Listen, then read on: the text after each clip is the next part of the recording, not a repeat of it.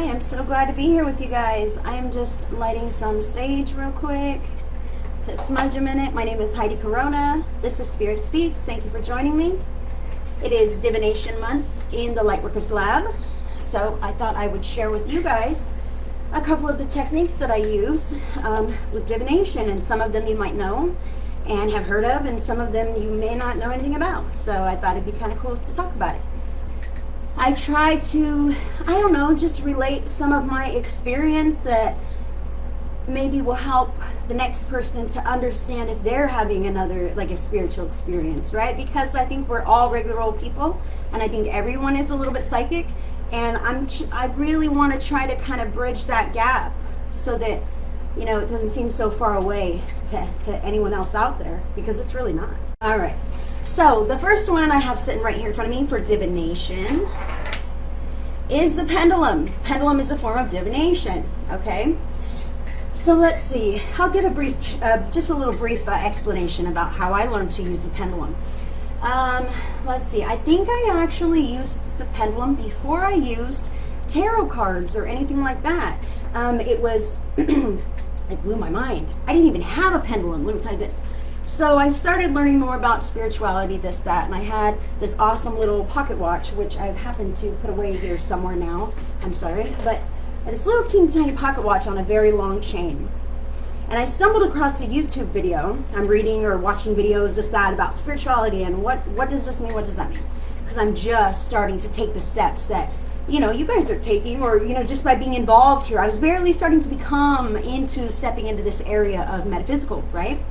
So I was watching some YouTube videos, and somebody was talking about pendulums and how you could use anything that was heavy at the end and on a string, a long string, as long as it was heavier, whatever you're hanging is heavier, so that it will spin or dangle a certain way and have some resistance there. So they explained how to use the pendulum, and I'll do that briefly. So this is one of the pendulums that I have. This is actually it's a clear quartz, if you can see that. It's so clear, like so clear. I thought this was just freaking gorgeous. You can see little teeth. I would think it was glass. I would think it was glass, and that I got gypped, except for you can just see the little tiny blemishes really closely. I know the camera will not do it justice. For me, when I'm using my pendulum, I like to put my non-dominant hand about by my heart chakra, right in front of me, flat, palm up. Okay, so I'll put it about at my chest level, and I've already determined with my guides and with each pendulum, actually, this is the first thing you want to do, just real quick. If you're using a pendulum of many sorts, I use a pocket watch on a chain, or if you have a necklace, you can use that too. Put it about there and say, okay, can you please show me what a yes answer would look like? And the pendulum should move. And if you can see, I've got a circle going on my palm. A circle, it's going in a circle shape, okay? Okay, thank you. Can you please show me what a no answer would look like? Now, if you can see, it's going in a flat line across my palm. So now I know I can ask any yes or no questions, and I should get a circle for yes, right? Now I'm spinning it to show you. And I should get a line for no. So I've established my yeses and my nos in the pendulum. You can also establish a maybe if you want to, but for me, it's like yes or no. That's why I'm using the pendulum. Sometimes it may be fuzzy, or I won't get an answer because that's a maybe, but for me, I definitely clear my yeses and my nos, and that's my pendulum. That's how I use my pendulum for divination. Now, the story on that is when I first learned to use it, and I was using the pocket watch, I made believers out of all my children, my daughter's boyfriend, and I even predicted my daughter, who was pregnant at the time. I said, check this out. This pendulum works. I've been asking it yes and no questions so many times all day long. I've run out of questions to ask, and it's blowing my mind. Like, everything's accurate, and then I'm asking future questions. Like, no way, it's blowing my mind. So I told my kids, ask a question, ask a question. I'm asking my kids. So we're doing all these questions, yes, no, and they're, oh my gosh, wow, that's amazing, that's amazing. My daughter was pregnant at the time, and we knew it. So we asked, is she having a girl or a boy? Boom, she's having a boy. We knew this. We asked down to the date, one at a time on the calendar, what date the baby would be born. And I swear to you, the baby was born on that date. We knew she was due in August, so we asked for every single date in August. And the pendulum gave us August 17th.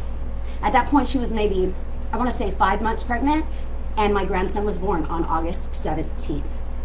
That pendulum was amazing. So made believers out of all my kids, even now, they're like, that pendulum said it when Emmett was going to be born, right? How can you refute it? How can you refute it? It's amazing. So that is one form of divination. Does it change per each pendulum or from time to time? Both. Both or either. That's why before you sit down with your pendulum, even when you already know last time and every time it's this, set it with your pendulum at that time. You're setting the space, you're activating the energy between yourself and your divination tool by making sure of your answers first. This is a yes, this is a no. Okay, now we're ready to work. I want to ask you this.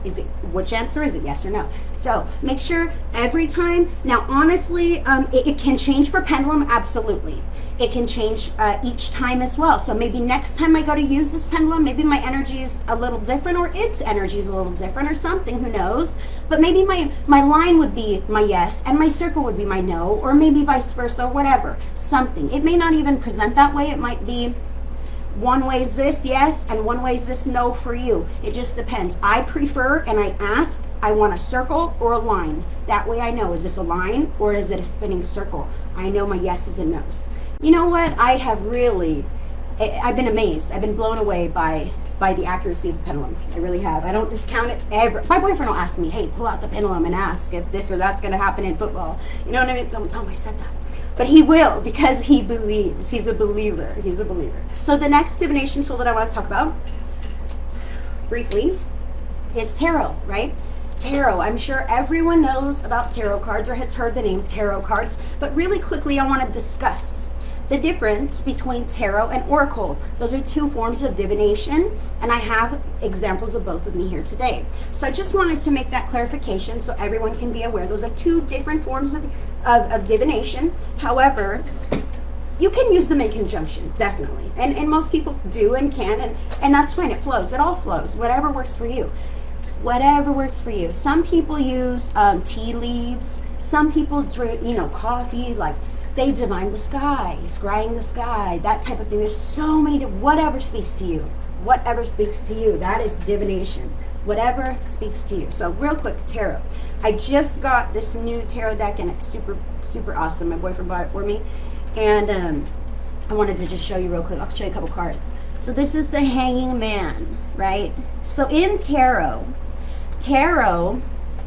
the difference between tarot and oracles. Tarot is a 78 card deck every time.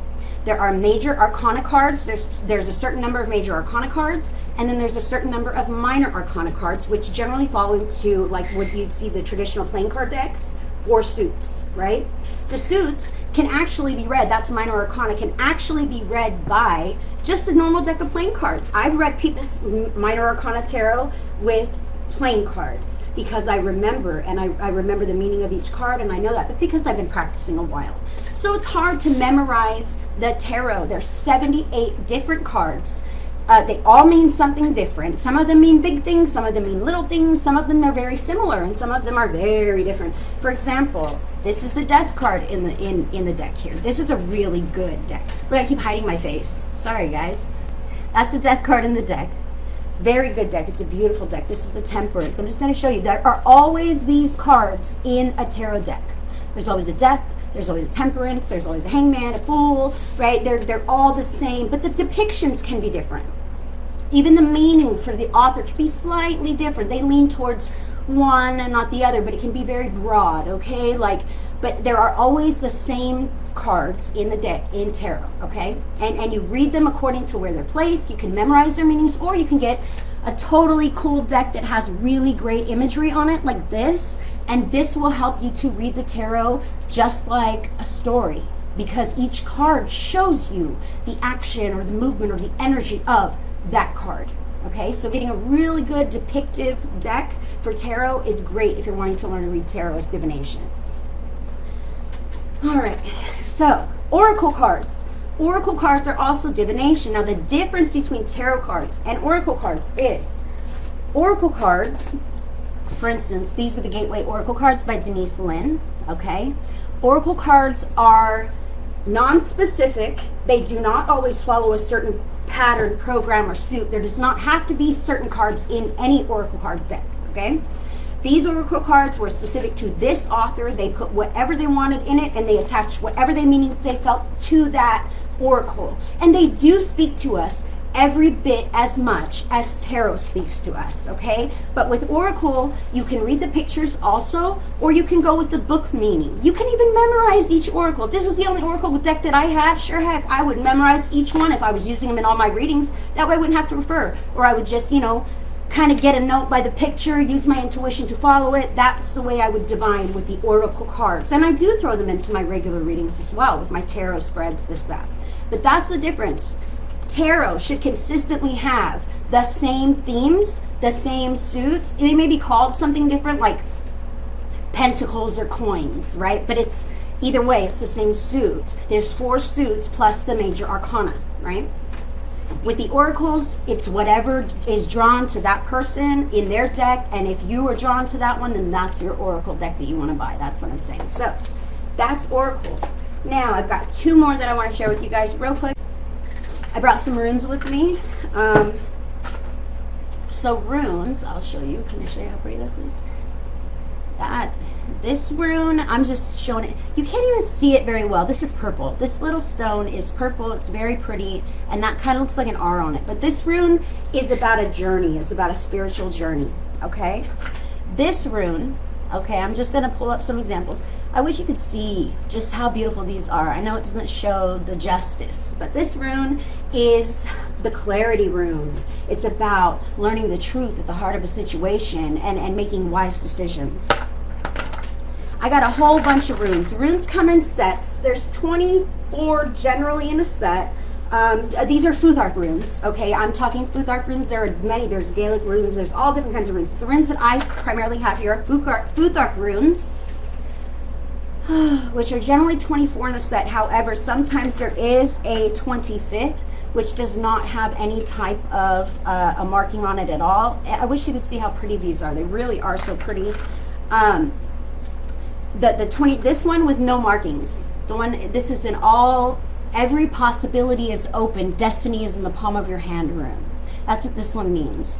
So now with the runes, this one means like fiery challenges, or some type of there's some type of friction between 2 entities that are causing some elevated temperament, right? You would have to read these based on not only, like, I could read these and kind of get the intention of any situation, right? I can ask for one of these in a day. What do I need to practice today? What do I need to know today? Spirit, give me one rune.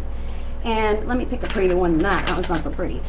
This one is the strength rune. Okay, so today I need to practice strength, being strong, standing up for myself, right? So they all mean different things. Runes. This is a certain type of divination also. This one means new beginnings, starting something new, doing a new venture, taking bold steps. Can you take pictures of your runes and post? I thought there was only one type of rune. Very interesting. Can you recommend a type to start with? Yes, Bridget, I will do all of those things. And to be completely honest, I was just intuitively drawn to the runes. I had seen them in a book because I read many books. In the book I was reading, it was about all these different spiritual and psychic whatever, like a dictionary type of thing, right? And I just thought it was interesting. And I saw those, the runes in there with what each meant, and I thought, wow, that's kind of cool. And I actually ended up hand making my very first set, and I'm actually making, these I made as well. I wish you could see how pretty they are. They're so darn pretty, let me tell you what. But the thing is with my runes, it's like, I know what, I handpicked the rocks. I'll tell you real quick, guys. I handpicked the rocks based on how they looked, how they felt, what they mean to me. Like, I really vibed with them. And I figured out which rune does this mean before I even painted it on there. Because I let them speak to me. And that's why I know when I pick up the rune, like, I do look at them naturally, but the vibe, I've already vibed it. I already feel it. I made a little mini set for my boyfriend. It's like it goes in one of those little jewelry pouches. It's like little tiny mini stones, runes. And same thing, like I figure out what energy, what rune is this? It's not just going to be slapped on like some factory, you know what I mean? Because it really does vibe with the energy reader. And so that's what I went with. These are the ones that spoke to me. And so if you're interested in that, just do a little bit of research and see what speaks to you. Last one, guys. Last one I'm going to share real quick. Okay, first I need to give you a bit of a backstory, just real quick. So where I live, I have land where I live. I moved in with my boyfriend. He has a house here. I want to say a year or two ago, a barn fell down way out here somewhere on the land, okay? So he had a bunch of chickens. We still have one chicken. I don't know if you guys have seen me post the pictures of my chicken when I feed her like watermelon and stuff. Anyway, so one of the chickens, when the barn fell, it fell on the chicken. And it wasn't like a pet, but it was like here because it's land, you know, so he would feed her when she came, this, that. So he noticed the chicken was missing, didn't know where it went or what happened. It happens sometimes that a dog or a wild whatever will get some type of an animal prey, you know. So anyway, this is what happened. I am living here and I'm like Mrs. Nature lady. I want to explore and get dirty and find things and do stuff. So I'm like, I want to check out where that barn fell at, and I go to explore and I find the chicken bones pinned under something where it had obviously something had fallen on the chicken. It pinned it, died. So by that time it had been so long that the bones, it was pretty much bleached out by nature, okay? The bones were pretty much just like a bone carcass, and I was like called to give some integrity to that chicken. I was called by my guides I actually communed with the live chicken as well, because she's also like a pet now to me. And sorry guys. So I decided to take those bones, and I asked permission also, my fiance, and I prayed about it, and I cleaned the bones up, and I scrubbed them all, and I took, you know, and I bleached them, and I went through the, I never knew how to do this, right? I Googled this, like how to make bones safe for touching or anything else display. So I ended up bleaching the bones, figuring it out, preserving it all, keeping them in the bag, sealed for however long I had to do all this, right? It was a process, man. It was such a long process. So my chicken actually sat on the arm of my chair as I helped to bring these bones to some integrity for my divination, which is actually bone casting. I don't do it too often, but it was one of the first ones that kind of chose me and drew me in. So I want to show you a couple of my bones here. And the chicken, like, I know that this is a slightly odd, but I feel like, and I know this, my guides assured me, and I know that it may come off different to some people, but this chicken, like, she was left, and her bones were, you know, left, and I know that God speaks through divination, and that these bones are now used for a holy practice to help send guidance in any way that they're needed. And I know that the chicken feels that vibe, her soul, you know, that this might be crazy. Here's my wishbone. So I painted them all up. There's my wishbone right there. Obviously when it lands with bone casting, it would be a circle. Yeah, I'll show you my circle in a minute. But where it lands, how it faces depends. Naturally, this is a wishbone. So my meaning of this is going to be whether the wish is acknowledged, going to be granted, not granted, depending on how it lays in the spread of the bones, in the casting of the bones. That's very cool. You honored that chicken's life. I did my best to. I really did, and I'm getting goosebumps now. My guides are like, yeah, girl, you know, she's doing something now. So let me show you real quick, I'll show you. So this is, hold on, they're tangled. So in bone casting, you have a circle, and I have a certain mat that I lay this on, and this is my circle, that anything that falls outside of the circle, or depending on where it's at in the circle, means, like if it's on the outskirts, it would be less important to the primary signifier, right? So I'll show you, this is an actual bone from the chicken, and I cleaned it all up and sealed it. They're all sealed and safe, and I wire wrapped it to put it with this beautiful, I love this necklace, and I use it as my circle in my bone casting. And I'll just show you a couple of more pieces. This is kind of like a yes no, right, depending on how it lands, black or the blue. That's kind of like a yes no question. I've got, here are these ones. For me, I base these on kind of like the tarot, right? See the four different suits: pink, blue, purple, gold.